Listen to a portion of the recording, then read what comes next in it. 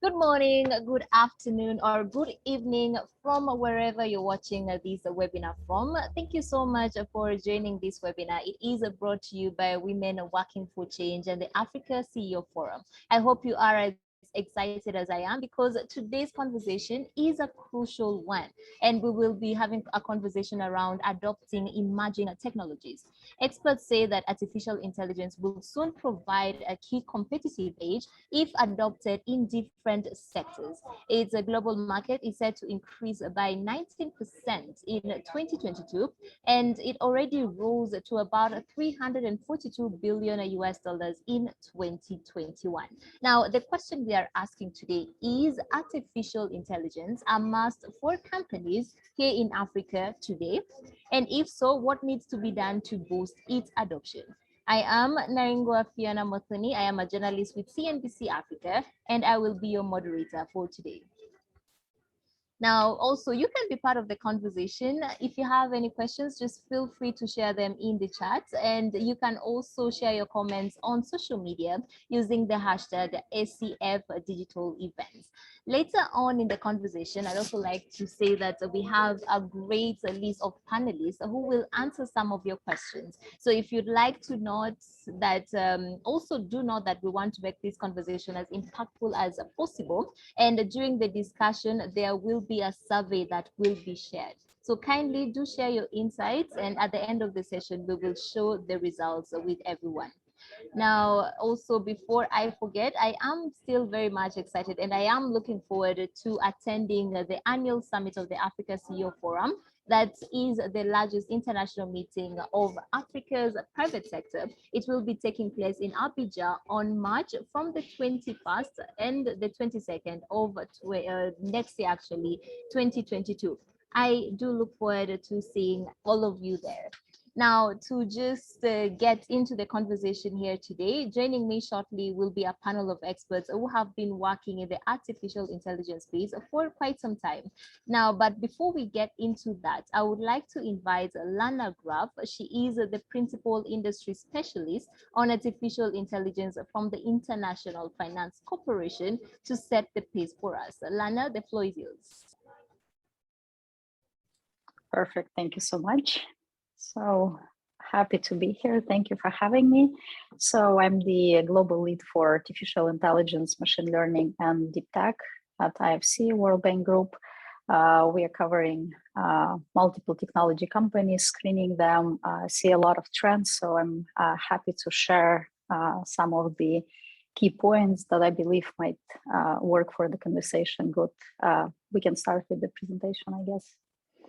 So I've been in this field for quite some time, and Fiona is absolutely right. I started myself more than 10 years ago as a AI software engineer responsible for image recognition. So I saw how industry were changing drastically, and how the AI arena were changing all over the world. And there are a few key statistics that we can see on the screen, how huge of a pace of adding value to the market through AI. So global market right now estimated to be close to 300 billion, which is huge by 2027. And I have to say it's probably the only industry where prognosis is always a bit more conservative than the real numbers. There are two bright things, is that 50% of consumers or whoever is touching technologies in multiple verticals and sectors, they're absolutely positive and optimistic about AI. People are more and more educated what AI can do. It's no longer just the robots, right? It's just some optimization of processes that literally helping to unlock a lot of time that is so valuable, a lot of resources. And the comparison with 2019 is huge. That was the gap from 12 to 16%, where people were sure that they will be using or they are positive about AI. Another interesting part that I'm constantly being asked, like, is AI or robotics taking our jobs? So if you see the statistics, it's absolutely not at all. And it's actually the positive out of 12 million new jobs. And although there are, of course, some elimination of mundane and tedious jobs that we just like don't have to spend our time on, there are two important things that I want to pay attention, how AI is developing, how can we apply it these days. There was strong development of AI building blocks, like developing applications. If we were talking about image recognition, so we were building image recognition engines. If we were talking about speech recognition, right? So those were building blocks, how modern AI is right now happening. And now, starting probably 3, maybe 4 years ago, AI started to penetrate as a technology into every single vertical. I think we can go to the next slide. This is actually also reflected with the global index for hiring. This graph sourced from LinkedIn, from their analysis of how many people are hired per month, adding their skills and AI. This is tremendous. And if you look at the countries, absolutely positive dynamic that we see AI application and AI specialists need kind of presented globally. There are no borders for this market because we are no longer just building the technology. We are no longer just, like in a deep state of modeling or building some kind of a matrix for data. This is about how do we apply that, and where businesses are growing the most and the faster pace, the more their needs for optimization. Next slide, please. From the investment perspectives, last year was very interesting, completely change of scenery where we have enormous amount of data everywhere. What's good happened around the data is that it became clean, and there are a few factors contributing to that. We all digitized, all connected through our devices. We survived absolutely like multiple lockdowns, of course, and our businesses kept working, like those, of course, like who could. And those who were just a bit like more manual, they started to adopt technology to, like be connected, to be more global. There are different industries that spearheaded the curve, like healthcare, finance, education.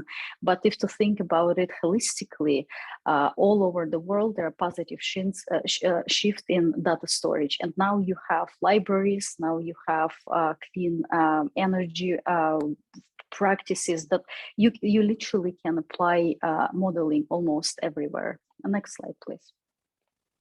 So regarding the Africa region, it completely reflects the mirroring the global trends, I have to say. And very interesting that there are certain areas that are growing faster even within the region. I wanted to pay attention to healthcare applications, to education, to financial services, agriculture, that are absolutely innovating, and the pace of growth for those companies absolutely enormous. If to give an example, for example, like mine house, right? You can see on the left corner of the screen. This is all about image recognition being applied in healthcare industry. So now we're no longer building those blocks. We have available platforms that can be applied. Always there is an issue with the skills, right, available at the on the market. I would say this is the biggest concern for all the specialists at this point.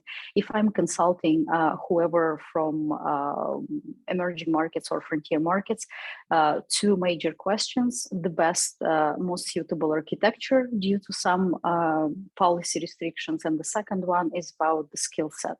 So when you talk about healthcare, this is all about application of developed modeling, where you can tap into the practices, global knowledge, and apply it in the market.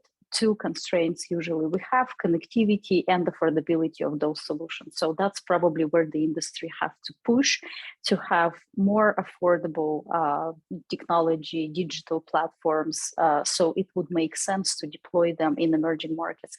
If we are talking about education, I think it's completely revolutionary for developing countries, and I believe it's actually the shift in the entire education program.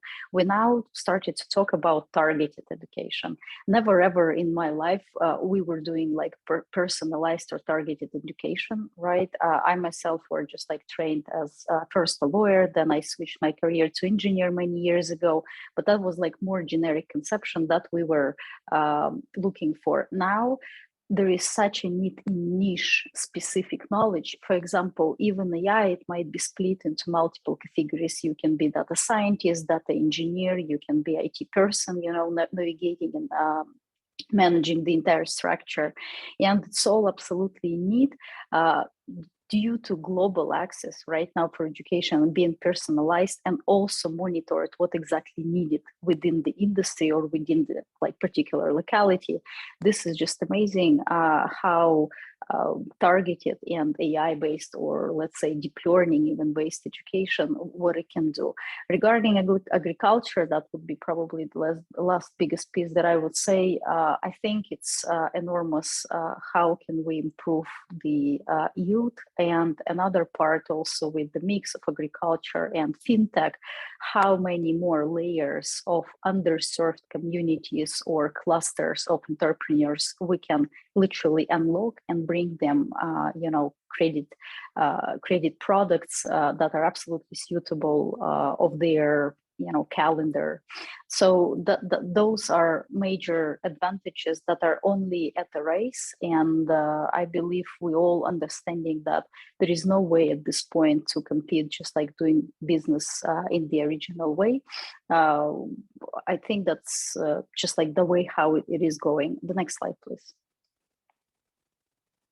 And I'll stop on this just like literally for 30 seconds. The huge, of course, push should go from government, private, public-private partnerships, and of course from some major technology corporations to bring those technologies all over the world.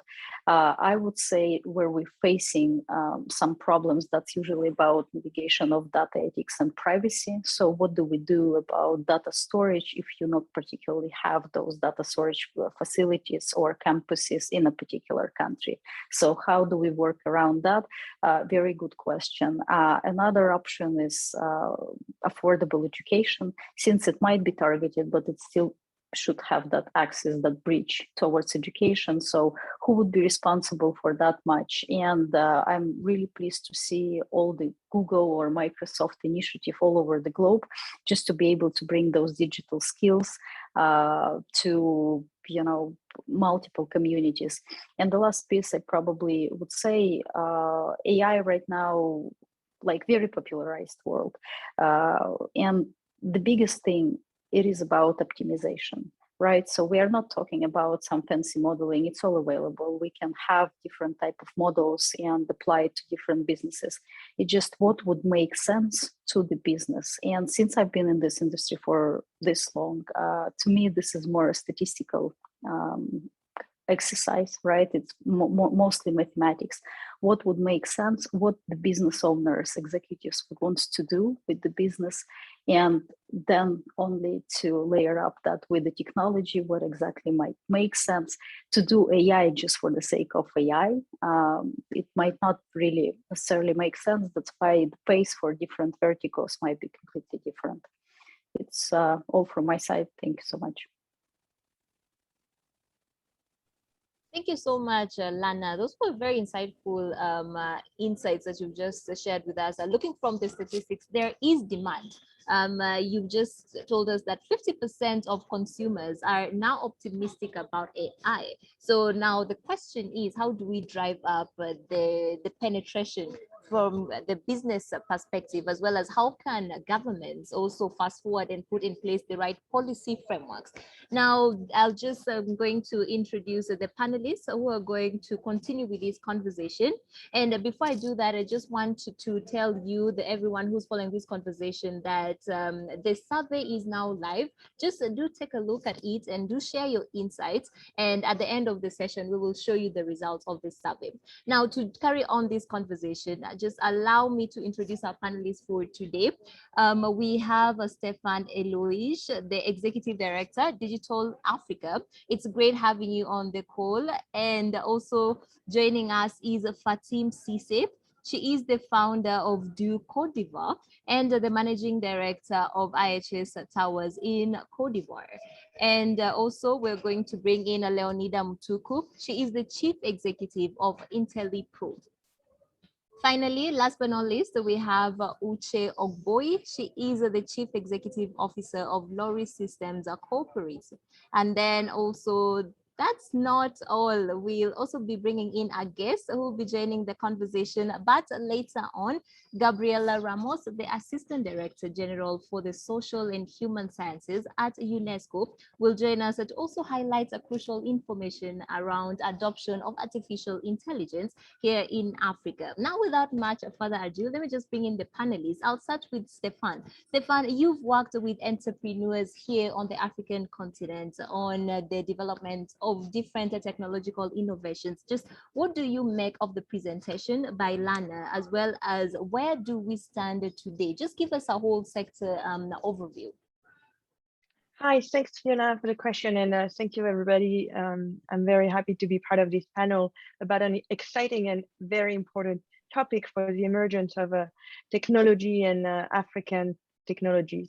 So to your question, Fiona, I think so at Digital Africa, what we've seen happening with the pandemic is, like everybody, a drop in some markets and like some areas and markets being very affected by a slowdown of the economy, and this is highly unequal across the different markets and regions.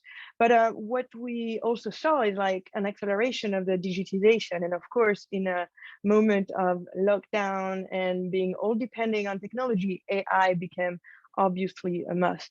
One of the major sector who won from the pandemic is the Fintech sector. We saw some major exits in the Fintech sector with companies like Flutterwave, company like Paystack that was acquired by Stripe, and recently Wave in Senegal.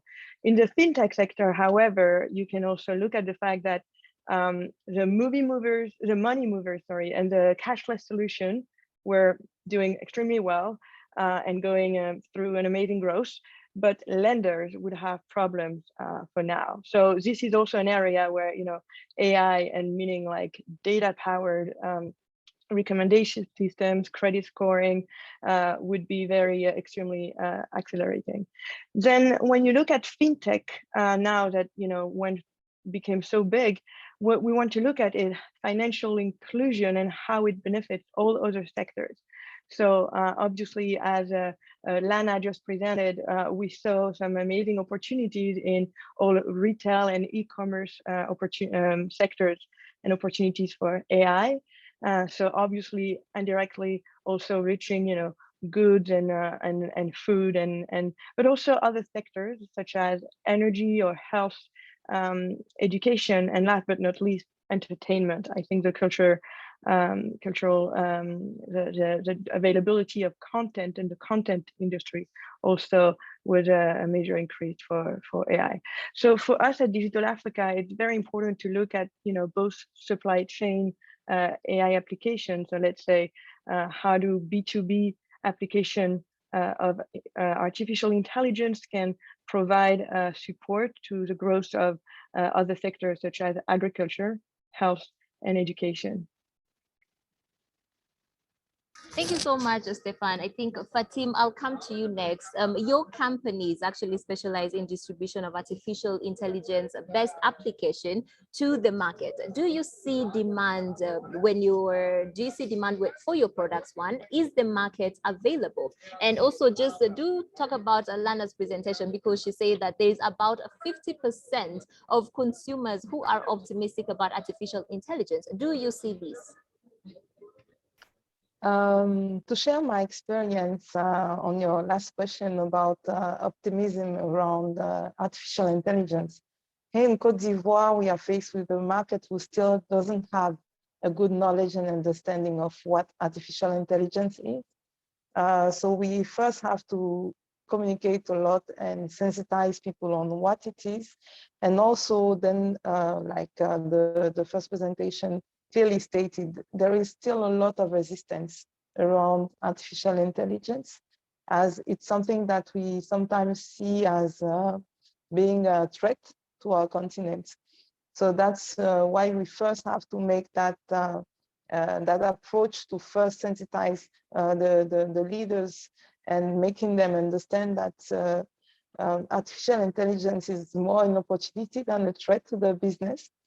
Share the best practice examples of other countries where the use of AI was able to really provide substantial opportunities for the business, and then start with the proposing solutions. And also another risk that sometimes we have is that we have on the other end of the spectrum some business leaders that are very excited about innovation, but do not necessarily identify the right fields where innovation can really bring value to the businesses. So that's also our job as advisors to understand their business and come up with recommendation that would make a very substantial improvement to their activities. So we have, I think, both people who don't know about AI or people who are very excited about AI but do not necessarily know where to put their efforts. So that's the two people that I'm seeing here. But I would confirm that once people are understanding what AI is and they know that it's already something that they need to deal with, most of the business leaders are very happy and open to understanding solutions. Another blocking point is also the price. The price of AI applications is sometimes very high, and they do not necessarily are able to identify what financially to benefit to the organizations. So we also have to make that step of making them see how concrete it can be and what the benefits can be to their businesses. With the COVID-19 crisis, it has been more obvious to all companies that the ones who were able to sustain a good level of activity were the ones where the digitalization of the activities were very advanced, where they had already a database, for example, of customers. They had ways to identify them, get in touch with them, even with the employees. So now I think people are more than ever sensitive and ready to make the good steps. But Definitely. now we have to then show them exactly what to do and how to do it, and how to be more intelligent. Okay, thank you so much, Fatim, for that point. More drive needs to be put in place to create awareness around artificial intelligence in Cote d'Ivoire. Exactly. Now, Leonid, to come to Kenya, just looking at what Fatim has said, more awareness needs to be done. Someone might think that Kenya is totally different, just knowing that Kenya was where the revolution of M-Pesa began from. What opportunities do you see in that space? Is this the same for Kenya as well? Thank you so much, Fiona. So in Kenya, I think when you look at the investments in technology and specifically how various sectors have been able to attract funding, most of it has been in the financial sector, as well as in education, agriculture, a lot of basically the sectors that were mentioned by the previous panelists. In my experience, I think that AI is and will impact sectors where it is likely to increase efficiency. So I personally work in the business and agriculture spaces, and we are building AI technologies that target the right information to traders as well as farmers to help them make decisions that incrementally improve their productivity. So more specifically, like we have been working hard to help our businesses and our clients to aggregate their data, because AI is most efficient when you have the right data set to feed the models, and when they are able to aggregate their data in a very organized manner that can be fed to the models, then they're able to increase their visibility to their business first and foremost, but also unlock the capabilities of AI, especially in recommending business actions that they can take to improve their outputs and their productivity. And in the same way, when you're working with farmers, we built an AI to really target them with an early warning system, send messages to them about, what, whether there's the imminence of crop failure and what they can do to mitigate that. So I feel like when you start providing such interventions and such, outputs based on AI, then you are improving the lives of the communities, you're improving the lives of the businesses that are applying this AI. But of course, for AI to be successful, it has to be decentralized. It has to move away from the larger corporates and be built in a manner that places first and foremost, the SMEs, which are the majority of the businesses that are being run in Kenya and also in the continent. Thank you. Yeah, definitely. Those are good points. And we'll look at decentralization as well as even the affordability of it and how SMEs can tap into this later on in the conversation. I want to bring Uche in. We've seen the finance space, how it's actually adapting, as well as the agriculture. How is the logistics space also adapting to this artificial intelligence? Because we know that the supply chain is one of the fastest growing industries in West Africa. It's still a nascent space. And if AI is adopted, it can actually kickstart and boost its potential. Thank you very much. I'd like to echo what a number of my co-panelists have said. I think the important thing for us on the continent is to understand what the specific applications are for AI, right? I've had a lot of people say to me, oh, what about autonomous vehicles and self-driving cars? Because obviously, we're in logistics. And I'm saying, look, we're still several years away from that. The basics are still things that need to be solved. And so for the logistics space, if you think about logistics, there is significant amounts of data. That data exists. A lot of times it is not structured, it's not organized, it's in silos, right? The goal will be to drive efficiency across the chain end to end, such that a shipper can see their cargo all the way from the point of origin to the point of delivery, and they can then start to have predictive analytics on all of that information. And so those are the things that we're working on. It's really first starting to pull those data out of those silos onto the platform, so that a lot of predictive analytics can be used on top of that. For the core of our business, which is really connecting shippers to transporters and really the core of logistics to drive the movement of cargo, the biggest thing is really around optimization. Uber has started with that, but with cargo, it's significantly different because there's so many other data points. It's like the type of cargo, the type of truck, the type of, where is the truck going, and a lot of other inputs that are required. And so this is where AI really brings benefit to the space. It's really optimizing those matching connections so that there's a lot of efficiency, because for every shipper and for the supply chain, if you speak to any supply chain manager, the important thing is to reduce the cost of moving goods. We found that on the continent, logistics accounts for as much as 75% of the price of a good versus 6% in the US. So you can see that there's massive room for improvement with efficiency. And these are the areas to which we're looking for AI to bring that efficiency.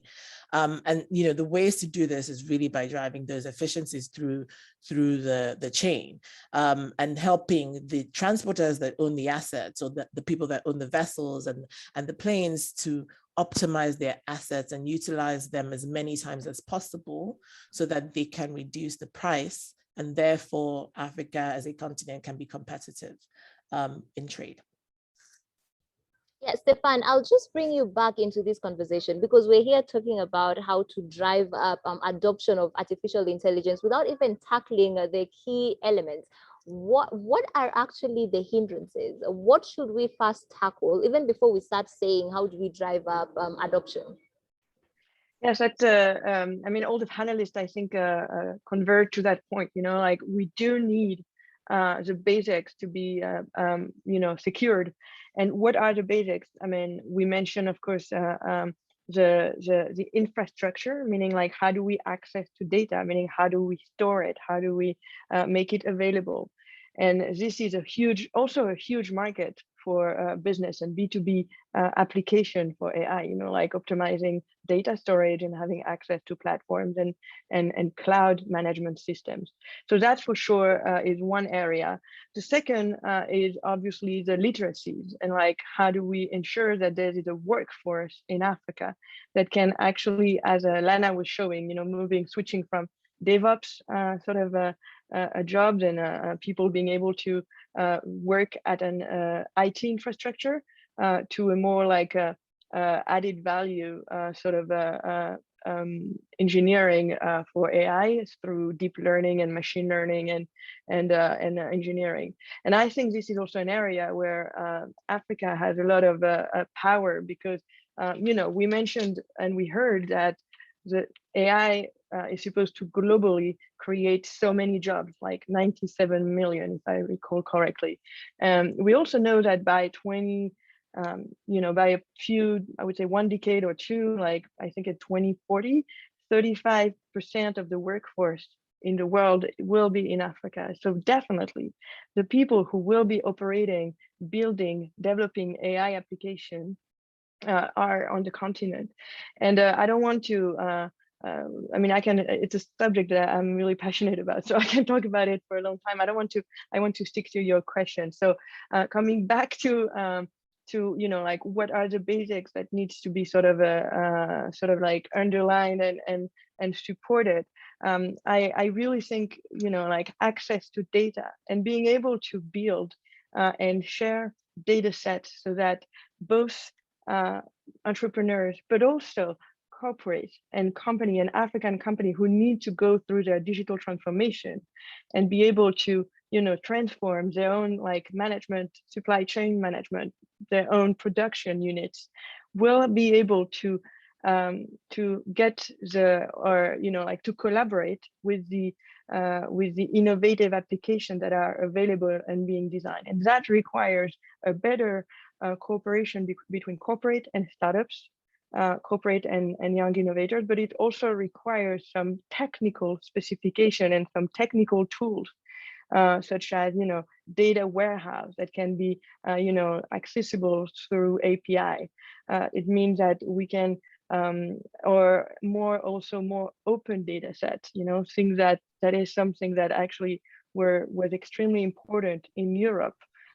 And or just like business practices of, you know, sharing data through open or semi-open API. So those are the room, I mean, to give more specific answers to what are the room for improvement, but also basic blocks for building that AI ecosystem that Africa will definitely have to lead.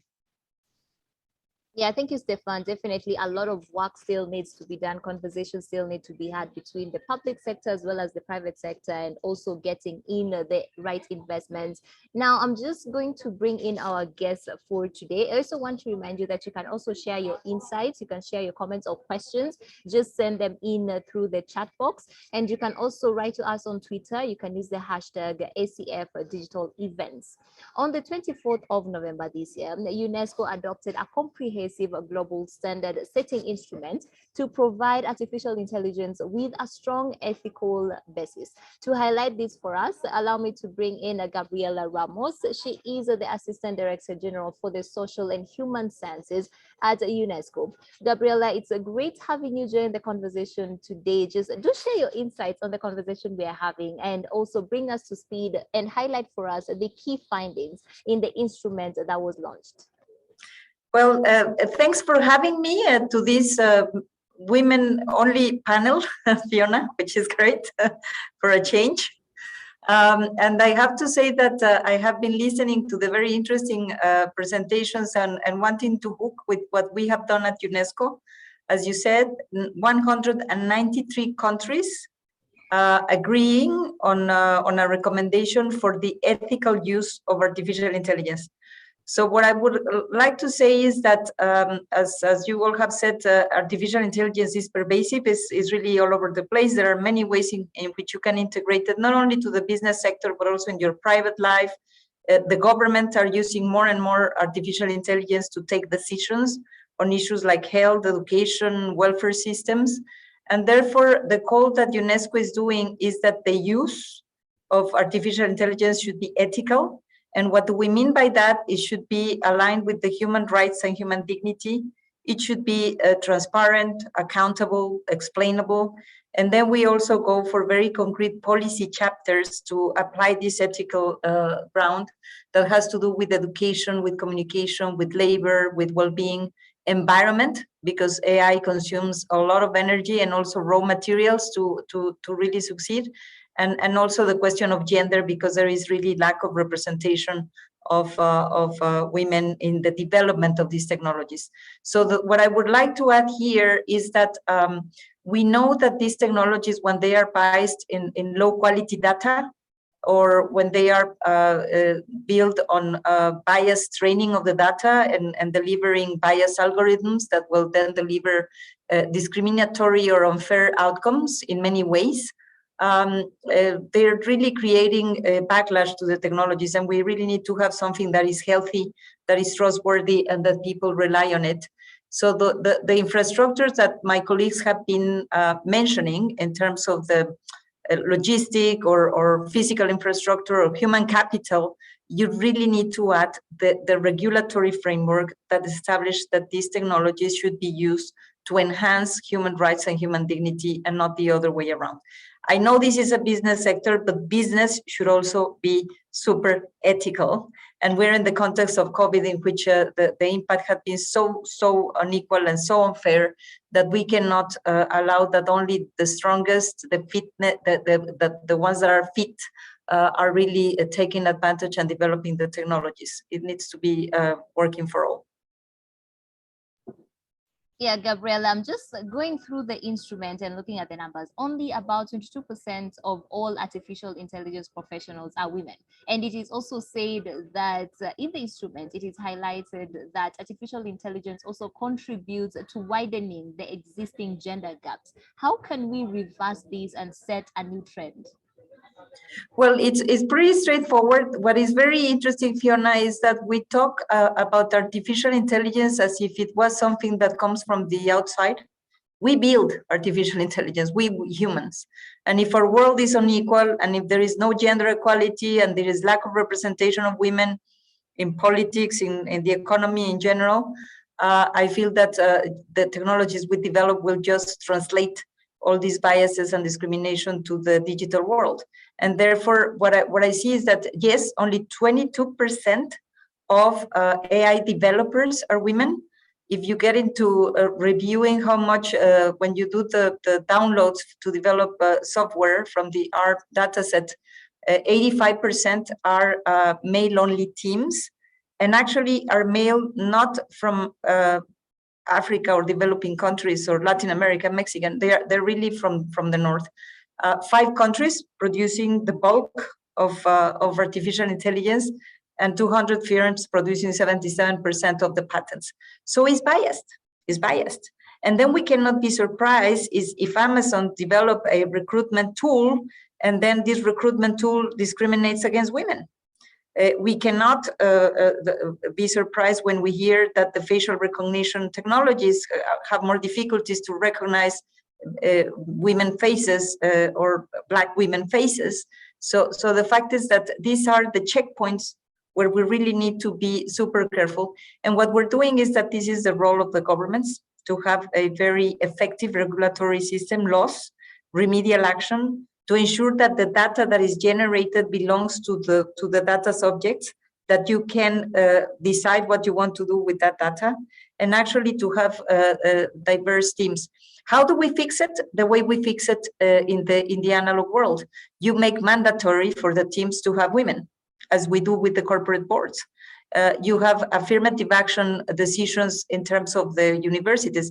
You raise awareness. I don't even think that the universities are aware, or university professors are aware, that women are even less represented in the ITC studies and disciplines than with the STEM. And in the STEM, we were already low.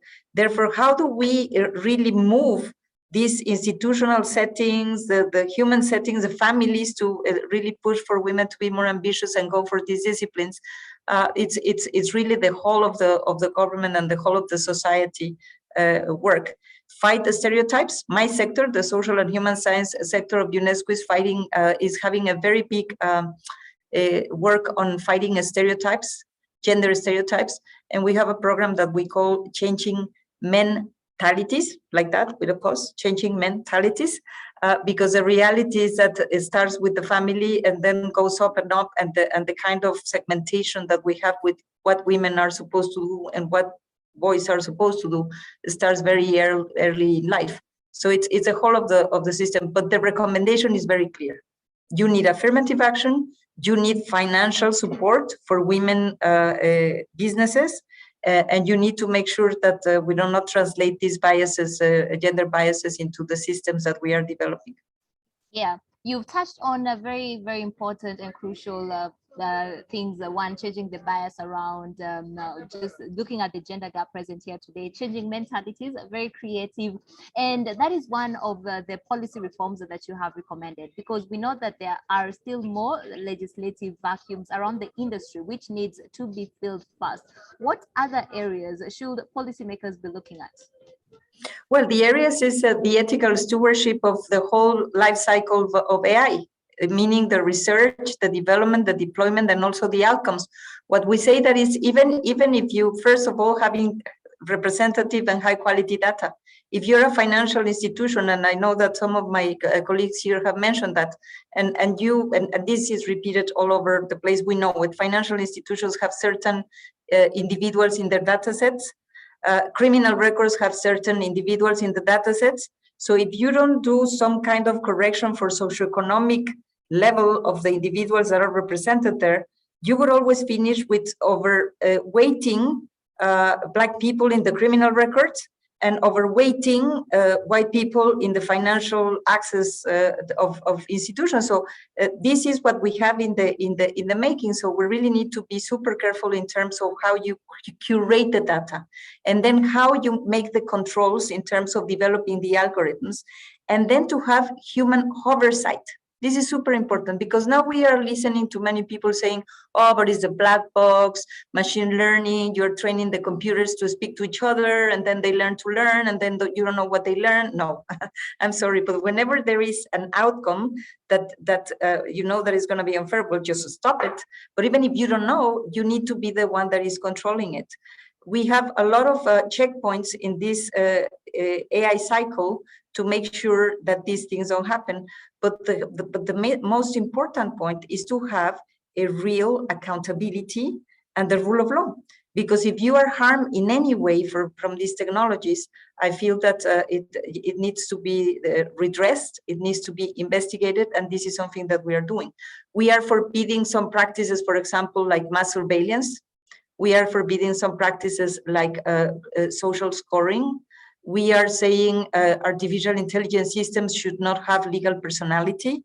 So this is an effort to rebalance, because we have been super in love with the technologies, and the fact is that the technology should help the human. We are saying, for example, in the environment, make sure that you always choose the systems that are less onerous to the environment. We need to be aware of that. And many times we are not even conscious that some big programs can consume energy that will be 125 trips from Beijing to New York. So it's just to be aware of those downsides. Because on the other hand, it's so promising and so impressive source of so many solutions that if you get it wrong, it will be against our own self-interest to make AI benefiting every single country and every single person, you know? Yeah, Definitely. Thank you. Thank you so much, Gabriela Ramos, for making time to be with us today. That was a conversation with the Assistant Director General for the Social and Human Sciences at UNESCO. Now, let me just bring back the panelists into the session to just take a deeper look at the widening gap that is there present. Uche, I'll come to you. I mean, you and Fatima just pose to you the same question. I'm looking at what has been said about the widening gender gap. You, both of you, all the ladies actually on this panel, you work in areas that are male dominated. So what can we do to just make sure that we are also contributing? As much as we're relying on policy to set pace, we all know that policy takes a long time before it is implemented. So what can we really do as a private sector? I'll start with Uche. Yes, thank you. I think Gabriela said it all, quite frankly.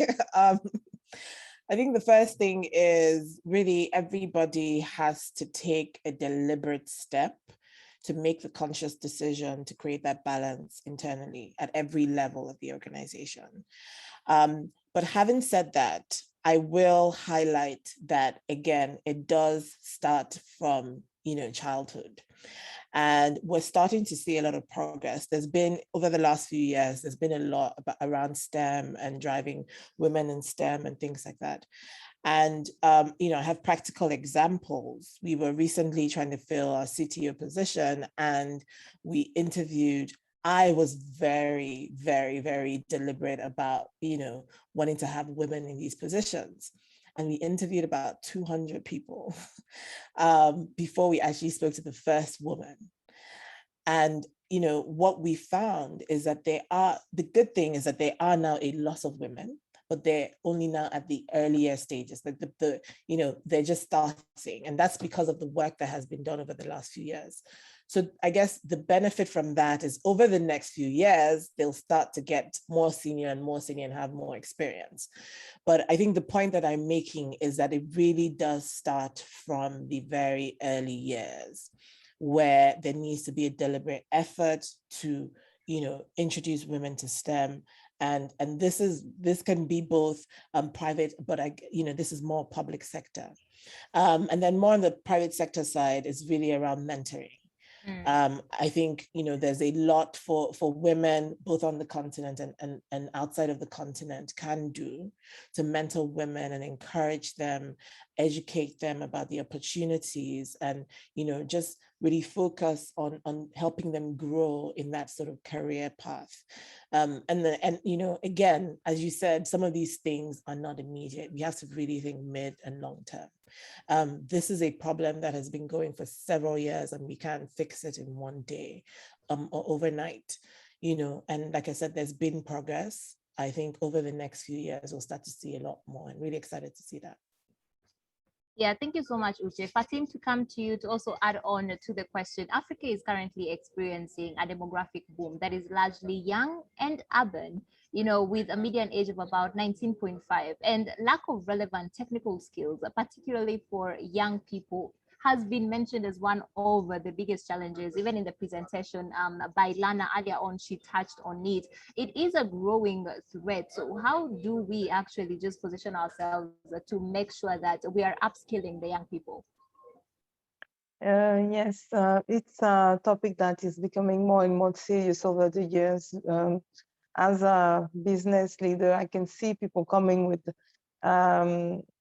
competencies that are no longer needed by the market.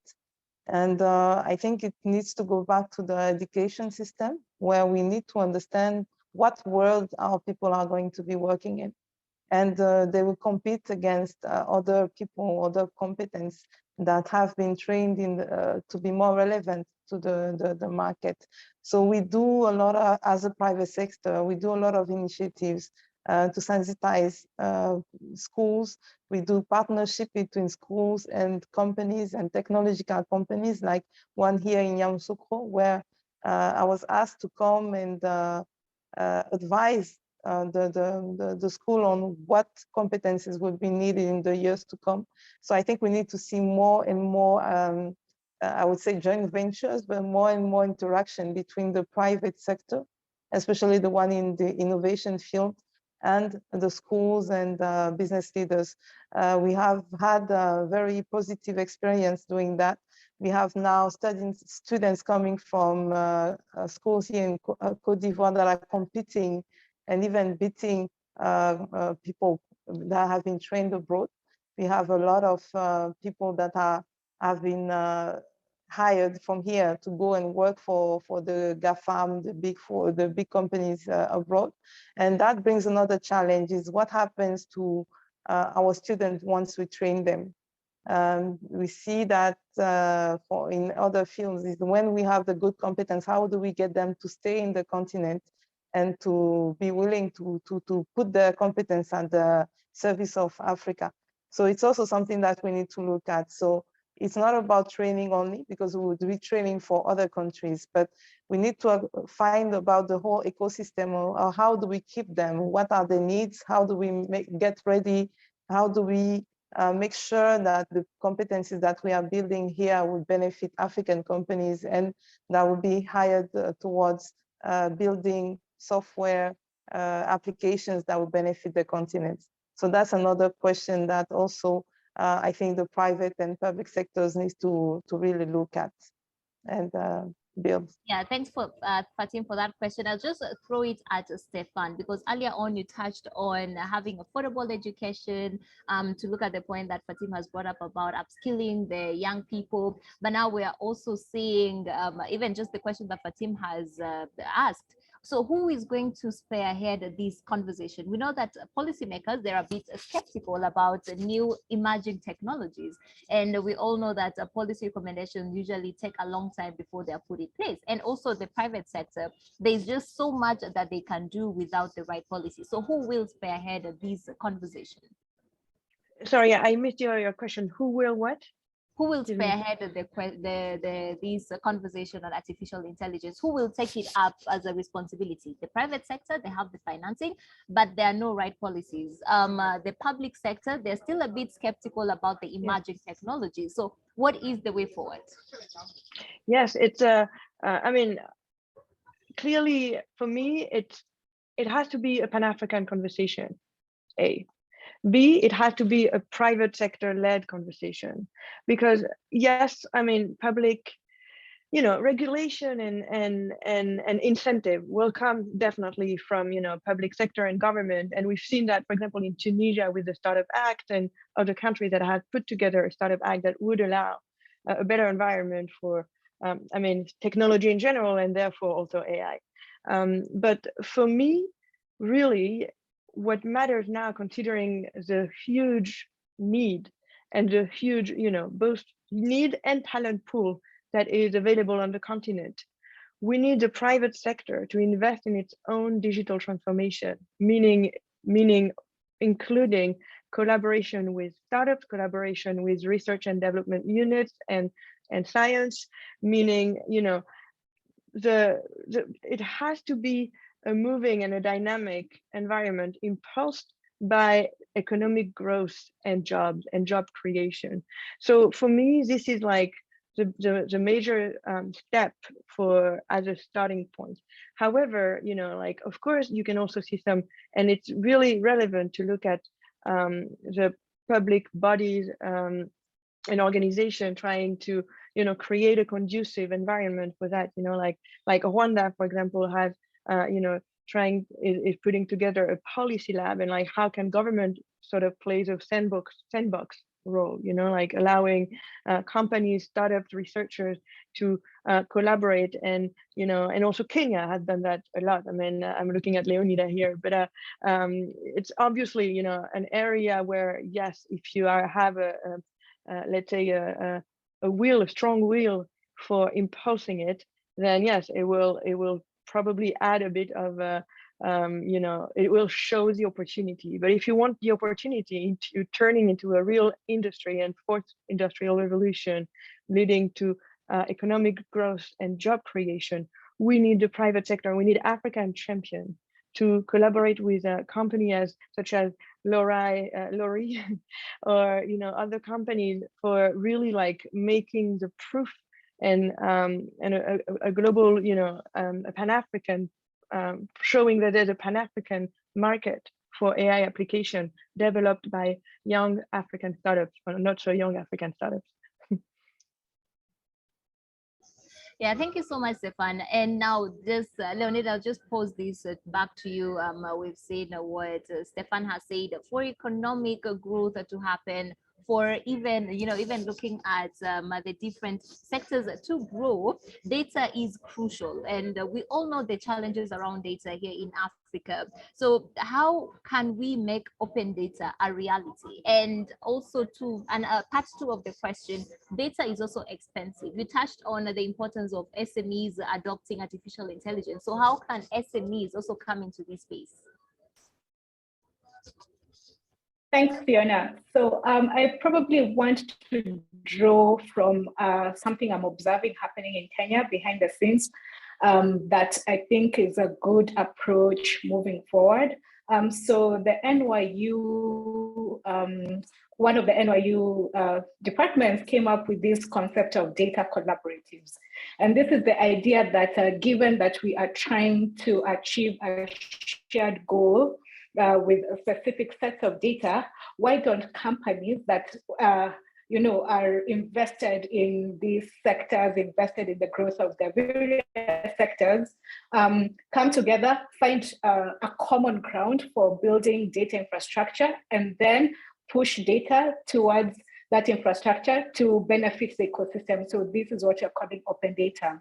So I know in Kenya, the central bank actually has this vision of adopting open banking as a protocol by 2025. And this is the idea that, of course, you can support companies to build on top of the banking infrastructure so that, they can scale innovation such as the AIs we were talking about to consumers building on top of existing bank infrastructure. And so one of the things that I know they are trying to do is to figure out how can we create a sandbox, especially for banks that already serving these customers, to contribute data that is probably a bit aged and uncompetitive at the moment in a sandbox that innovators can use to build on top and create tools that can benefit the masses more than if it just sat in the silo of, let's say, the bank. So and this is like now data collaboratives in play. And the same thing is also happening in the agriculture sector. We are seeing, for instance, the meteorological department is donating data, as well as the research institutes such as ILRI and ISIPE donating data in a central place whereby various people can tap into that data to start addressing specific issues that are being faced by the population because it's already in this repository. But for that to happen, of course, there has to be that political will. There has to be a level of ownership because ultimately it is expensive to maintain such infrastructure. And so when I like to see when, there are certain policies and sort of standard operating procedures in place that can be put to support, various companies to feel safe to share data, but at the same time know that it will not be abused if it's opened up for further innovation. Now, maybe the last part of your question, talking about what role can SMEs play? For us, we have been trying to support SMEs to just start by digitizing their processes, because once your processes are digital, then you start creating a data trail, which you can later on leverage to start, using AI and machine learning applications to grow your business. But it sounds an audacious task, and all we say is start small. Start with the most pressing problem that your business is facing. What could we, if we apply technology, really radically improve our processes and our outputs? And because that pain point is so, it's an itch that needs to be scratched, then it will be an automatic yes, we will invest in it. And so instead of telling them, oh, you just have to be digital, or you have to use AI, or you have to, collect data, if it's tied to a very specific pain point, a very specific use case, then it's easier to scale from that, and then start, building this data ecosystem that can later on be leveraged by the AI community. Okay, thank you so much, Leonida. But before we continue this conversation, the results for the survey are in. Let us just take a quick look at the results.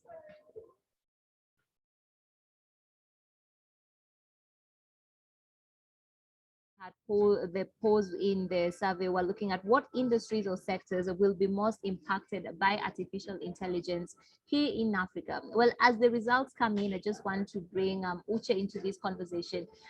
Just looking at the logistics space, adoption of artificial intelligence is still very low. And in the beginning, we saw that there are some sectors that are already growing in adoption to artificial intelligence. Is there a particular niche that that Africa as a whole needs to spearhead? And do you think that artificial intelligence adoption can be balanced out across all sectors? So to answer that question, I will start by saying if we think about it from a niche perspective, we should think about it from what are our strengths and what are our needs, right? So when you think about it from a strengths perspective, agriculture and mining are some of our biggest strengths on the continent, where we hold a significant amount of the resources globally in Africa. And then our needs, I would say, are really just solid healthcare and education. And through this entire conversation, education, healthcare, agriculture are some of the biggest sectors that have come up in the conversations. And those are the areas where I think that there can be significant transformation through AI, and that can really impact economically the continent. Now, of course, once agriculture is transformed, logistics then becomes important. And I think it's really back to the point I said, and I think Leonida touched on this.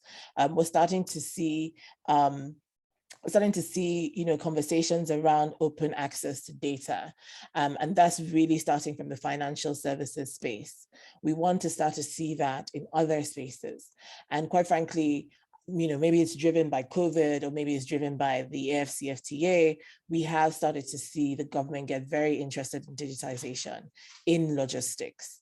And so we ourselves as a company have started to get a lot of inbound requests around digitizing, terminals and ports and borders as they start to think about cross-border trade. And so we're very excited about that. Again, I think the biggest thing that we need to do first is aggregate all of that data, pull them from their silos, and then we can start to talk more and more about the benefits of AI. Okay, thank you so much, Uche. I'm just going to bring in the audience here because we see they've sent in some of the questions. They've sent them through the chat box, and I'll just start with the first question, and I'll direct it to you, Gabriela, because I know that you have to leave in just a few minutes. The question is from Richard Polak. He's the CEO and founder of Cloud Banking Service. He's asking what has to be done to empower women, and what steps are necessary for artificial intelligence in Africa. The floor is yours. Well, let me tell you that you are already having a very powerful African women, as this panel has shown. So I would say, why don't you just go and project this fantastic role model that you all have, because girls need to see what they can be by seeing you, by seeing the role models. You will be also super proud to know that the group of experts that developed the recommendation was headed by Emma Roodkamp-Boelem, who is a professor of ethics in South Africa. We have as a rapporteur of the negotiations in Molatrice Geigengoes, which is from Namibia. And then we also had many other people that were really helping us to move the agenda forward. So I feel there is this booming kind of energy from African women. The reality is that we have to have affirmative action. Really, this is the call. I know that sometimes quotas are seen as, oh my God, but that's no, why don't we do it by merit? It's not the fact of doing it by merit or not, because whenever you need to fill a quota, you need to have the skills and the competencies coming from women. But I would call on the business people that are listening to us now to be aware, in the sense that when they are taking decisions, how much of their management have women, and make it mandatory. But there's no secret about that. I would make a call for universities that are preparing the next generation skills, as we've heard. And let me tell you that it's not only about Africa. I was in conversations with the Vice President of the European Commission, who is in charge of this dossier, and they are concerned that the whole thing requires very high-level skills. And maybe countries are not focusing on producing those high-level skills. So I would say that, again, in terms of the universities, in terms of the school, keep on investing on education, keep on investing on skills, keep on investing, but make sure that you do that. What you can do at the personal level, I would say for men, to share more the burden of the care economy. Because what starts differentiated men and women in the world is that women spend from 3 to 6 to 7 hours a day on family chores, where men just invest in their professional career. So this is one of the issues. And finally, I would say it's really important that we project, as I said at the beginning, role models. And we have here a fantastic set of role models that need to be speaking to girls and telling them what they can do. I have a program in Mexico that is the STEM Niñas Pueden. You just bring role models, women that have really break the ceiling in terms of science and technology, and UNESCO has this L'Oréal Prize. You take these ladies to the girls and they cannot believe it. So we need to get this enthusiasm, and of course I would say implement the recommendation. I've heard that somebody said that Africa need to invest in technology and cannot curtail their innovation. I have to say that the recommendation is about having good AI, and this is for everybody, and it will not curtail innovation. Lack of competition, abuse of the system curtails innovation, and this is what we want to stop. Yeah, definitely. And Gabriela, before I let you go, I've seen 2 questions that have come in, and they're actually targeted at the instrument that has been launched by UNESCO. The first one is by Eliane Birba. She's asking, she's actually saying that, don't you think putting rules and laws as well as ethics at an early stage of artificial intelligence can be a limitation of innovation here in Africa? That is the first question. And then the second question is from Emmanuel Ekulu, who is asking about the plans that UNESCO has to roll out the recently adopted recommendations on ethics of artificial intelligence in Africa. Well, what I have heard in terms of increasing the uptake of artificial intelligence in Africa has nothing to do with rules and regulations. What I have heard from you is about logistics, is about infrastructure, is about skills, is about data, is about how do you share this information. I feel that we cannot have these developments in the vacuum. We have had for several decades, particularly in the US, this light touch regulation, and we have had this narrative that AI needs self-regulation. But I have to say no, because if something goes wrong, you need to rules, you need to the rule of law. And whenever you have the rule of law and you have effective regulation, I'm not talking about dense, heavy regulations that then it becomes very, even for SMEs, it's become very difficult to deliver. What I'm saying is like a smart regulation that will ensure that everybody can participate. What is happening when you have big tech that is really occupying a very large share of the markets, with monopolistic power, you stop innovation. And this is exactly what is happening. Besides the iPhone that was invented some decade ago, there has not been a major breakthrough other than rolling out the technologies that we know in different sectors. And so what is happening is that if you have this concentration of technological knowledge, I feel that innovation stops down, and this is exactly what is happening. So we need to democratize these technologies. The other point, we're super excited, and I really want to invite you all, because we are going to be working with Africa. Africa is a priority for UNESCO. And for the priority Africa, we're putting a lot of emphasis with the implementation of the recommendations on ethics of AI, because it's also about education, communication, culture, including more diversity in these technologies, cultural diversity, languages, all these things that are so important. So we have a group of early adopters, the countries that want to go fast and to create this race to the top. And many countries in Africa are already there. So I will invite more countries to join us. Business sector, this needs to be multi-stakeholders, so also companies that want to join us, experts that want to join us. It's pretty straightforward. Just go to UNESCO social and human science sectors, and we'll be also with this inclusive way. We are going to develop 2 instruments that we will be informing you later. The ethical impact assessment, so countries, governments, business sector that are deploying and developing these technologies can do it on an ethical frame.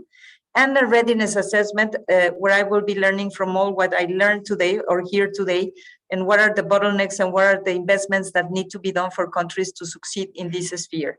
So watch this space, because it's going to be interesting. Definitely. Thank you so much, Gabriela Ramos, for creating time to speak to us. And we will keep our eyes locked on the UNESCO pages, the UNESCO pages for updates that will be coming in later stages. So I don't know that you had to leave. We appreciate the time that you gave us today. Thank you so much.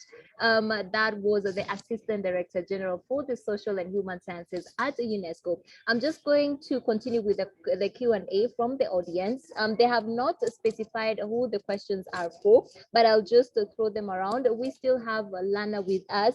So Lana, I'm just going to ask you the first question from Ben Boats. He is the Managing Director, Kaban Group. He is asking, what role do you see for artificial intelligence in venture capital activity, and what is the time to scale for this in terms of adoption? It's a very kind of popular question these days, about the trends and where to put capital and how to help businesses to move forward. So first, how we look at that, there is like super simple answer. It's all about data, right? You can talk about AI for a very long time, but in general, it's all about if you have data in a particular sector. And if you do, what would be the kind of most urgent needs for the economy, for the business, etc. So what we need is, what we see, it's a huge development in financial sector, for sure, because more and more people onboarding through alternative banking, and fintech is playing a tremendous role. All those news about metaverse and digitalization of our assets and distributed internet is actually a huge push forward, because if you would check the word on a Google search, on a Google ads, like a blockchain or a distributed internet, it's skyrocketed more than 3,000% over the recent 2 months. And I cannot say that it's only in the developed world, like it's only US paradigm, not at all. Actually, a lot of fintech companies are building at this point across the Africa, Southeast Asia, Eastern Europe.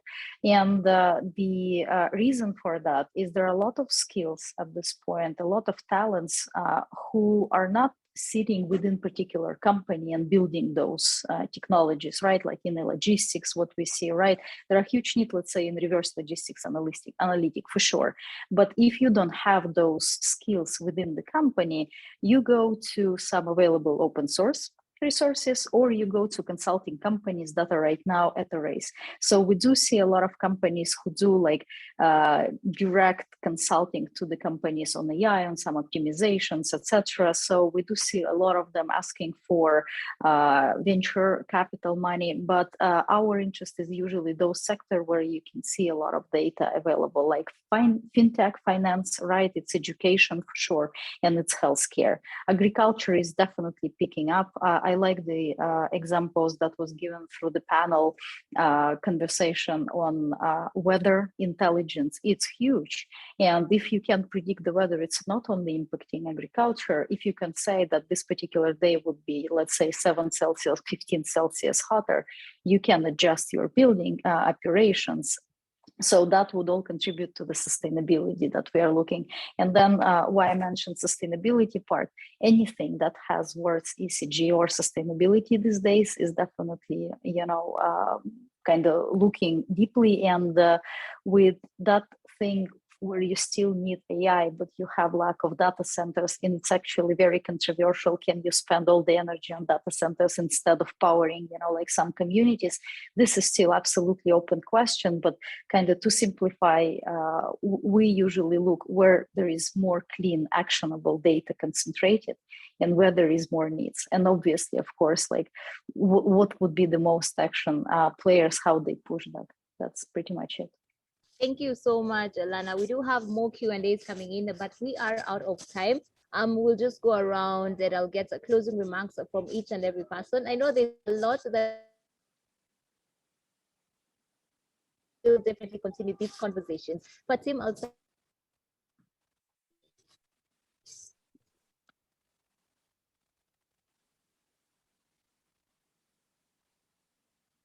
Sorry, I lost you for a second. I think it's my closing remark, right? Yes, yes.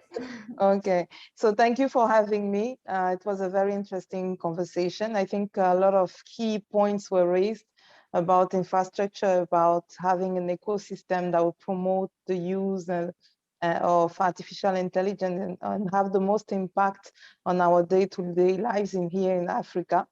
My closing word would be, it's good to work on the women, to sensitize them, to make them interested in the field, but as also mothers, we need to also speak to the boys and make them understand that in the world, they need competence for both women and men.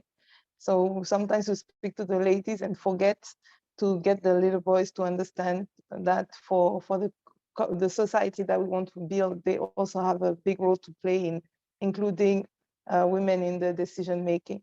So I think we have now an opportunity as Africa to jump into that fourth revolution, and we should be empowered to take this opportunity and make sure our continent does not lag behind in this one. So thank you for having me, and have a nice day. Thank you, Fatim. Leonida? Thank you, Fiona. I think for me, one of the things I want to talk about that wasn't picked up during the panel is that I don't think we all have to be coders, or we need more women writing a lot of code, but we also need women in the design and the management of these AIs, because when they are co-creating the AIs, they are also bringing in their professional and their lived experiences to ensure that we don't propagate bias or existing inequalities in the physical world onto the AI. So by actively participating in the design and co-creation of AIs, I think will also be a role that we can aspire to have more women join if they're not coding. Thanks. Okay, thank you, Leonida. Stefan, on to you. Thank you, Fiona. My closing remarks would be, reflecting on what we've heard about AI being a sort of like echo chamber of the physical world, meaning that it amplifies all the biases and all the existing structure of power within the society, meaning, like if you have like a corporate world that is male dominant and white dominant, then, AI will just amplify those kind of biases. But AI is also a beautiful transforming tool for tackling those issues. So we do need to, face what the misuses and the exaggerated excitement around AI, to use it for real economy problems, for real people's issues, and with more women, as Leonida just said, both like coding, managing, designing, and just voicing what the society they and we all together want to see coming. Great. Lana, on to you. So I think what I was learning through my journey, from being like lawyer originally, and then turning into the technology specialist and engineer, why I did it, and that's absolutely interconnected with what Leonida and Stefan just said. To me, AI, this is so many times a day repeated word that I don't even understand that people kind of use it that much, having that they can sometimes use statistics or optimization word, or just, you know, like what are the technologies that can help optimize, or just like maybe see some patterns. So I really like the comment of Uchi saying that, look, we have 75% in the cost for goods for CPG, or, you know, like FMCG, any type of retail goods around the continent. And this is data, right, available. And I believe maybe we are talking too much about AI. It's like, after all, algorithms optimizing, right? Like, this is something automated. Maybe we also have to spend more time about talking about data and about leveraging data, and maybe even monetization of data for those companies who are not really using that. This is also a very powerful thing to, first of all, put together, clean that data, and be kind of ready to share that data with the rest, the other companies on the market who can make a good use of that. So I would say that we have to all be careful, of course, on the ethics, on the proprietary information for sure, but only through collaboration, through understanding that where there are some inefficiencies, what we can do to improve the entrepreneurial climate in the country, in the continent. This is all about mutually shared data that won't damage the business, of course, and that's kind of where we all would be great if we, you know, like get some kind of agreement in between all the technology and managers and, of course, like government officials. So that probably would be my statement.